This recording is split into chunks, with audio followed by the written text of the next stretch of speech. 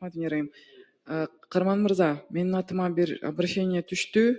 Бир 15 жашар кызды частный клиникада онкологияны оперировать этип, частный клиникада Виндиза Фархат деген врач экен, Аманат клиникасында иштейт экен.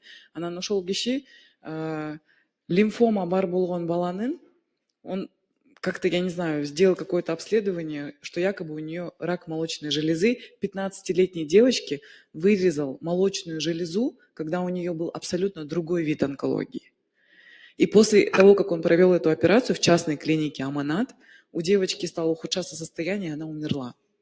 Буквально перед смертью за несколько дней она попадает в детскую онкологию, и там врачи выявили, что ей вообще неправильно был поставлен диагноз.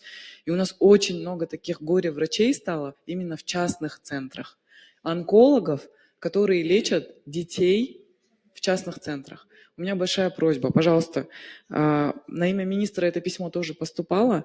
Фархат Виндиза деген врач экен, у него несколько таких случаев было, по его вине умерло несколько человек.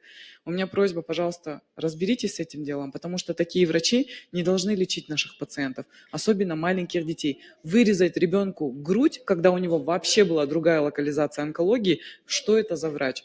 Мне кажется, надо лишить его лицензии врачебной. Рахмат. Рахмат. Илимбек мырза, сизге сөз.